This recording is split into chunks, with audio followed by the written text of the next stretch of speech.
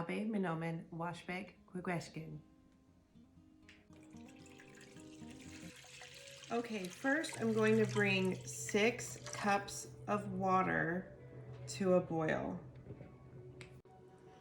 Now for extra flavor and for the purification that cedar brings, I put in 2 just small sprigs of cedar. If you don't have cedar, that's fine. You can add rosemary or thyme or just nothing at all.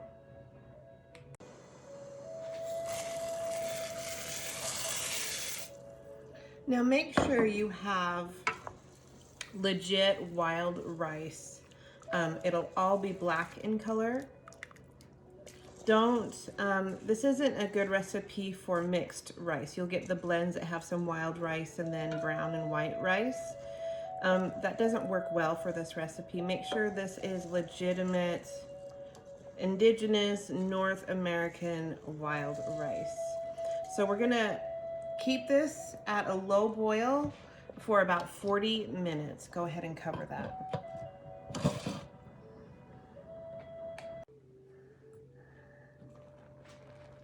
Okay, so now your rice is finished cooking and it looks wonderful.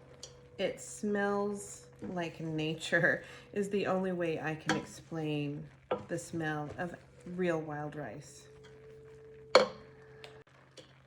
So now I'm just going to take a cup of the wild rice. When you see your sprig of cedar or rosemary, go ahead and remove that because you don't want to chomp down on that. So add about a cup of rice and set that aside.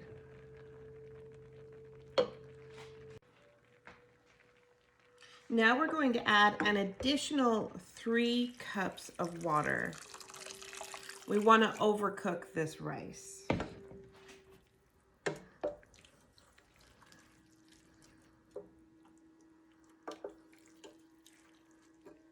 my other sprig.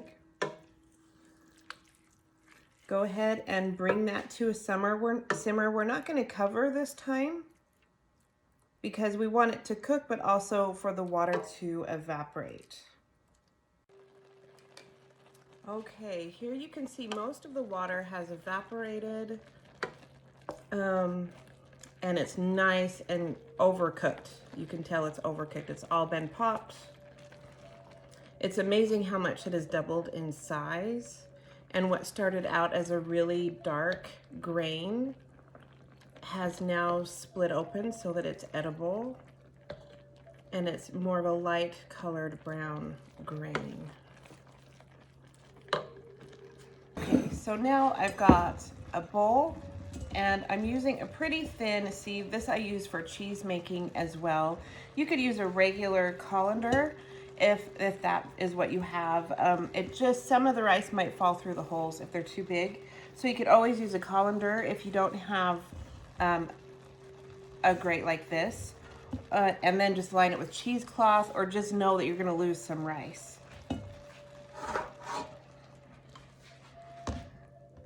And this is just so that we can drain the rest of the water out.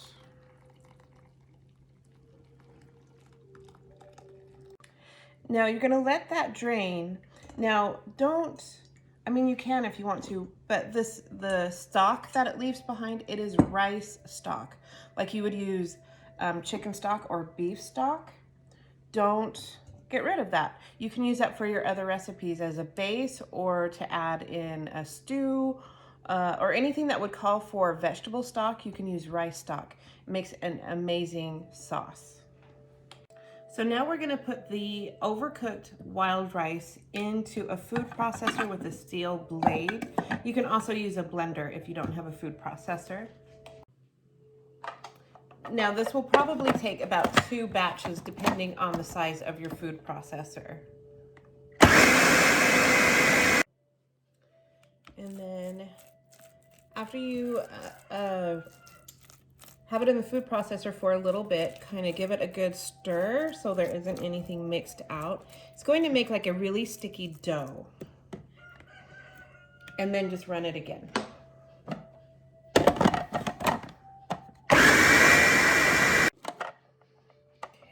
So back before food processors, our ancestors would just use a mortar and pestle. So if you're without electricity or you want to really go tradish, just use a mortar and pestle to get it to this point. You can tell it's like a really sticky dough now. So now you're going to transfer this into a mixing bowl. And you can tell it is super, super sticky.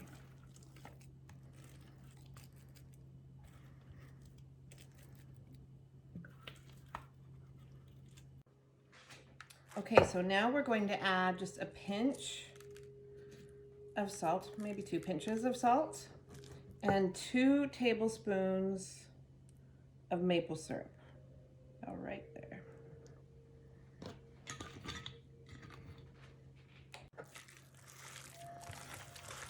Now just knead that all together.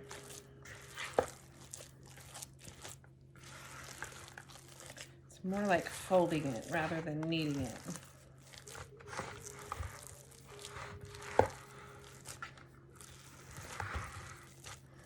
And now we have that leftover cooked rice that's not overly cooked that you reserved.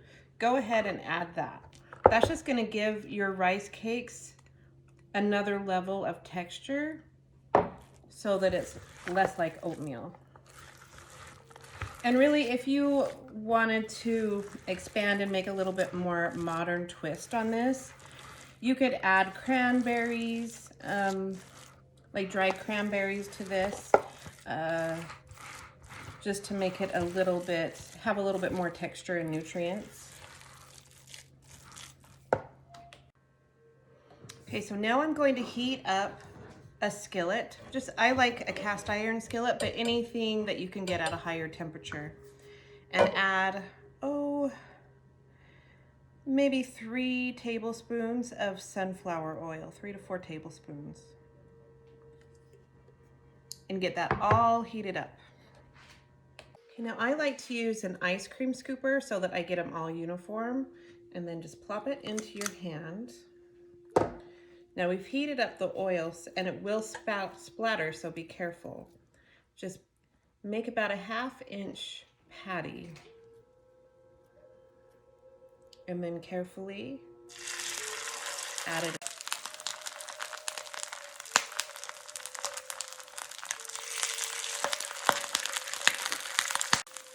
Now I'm going to let these rest about 6 minutes on each side, and then very carefully turn them over, and you'll cook for an additional 6 minutes. Okay, after about 6 minutes, we're going to very carefully turn them over.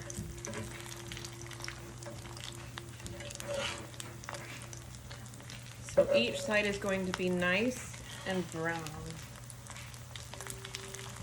Okay, we'll time that for another 6 minutes.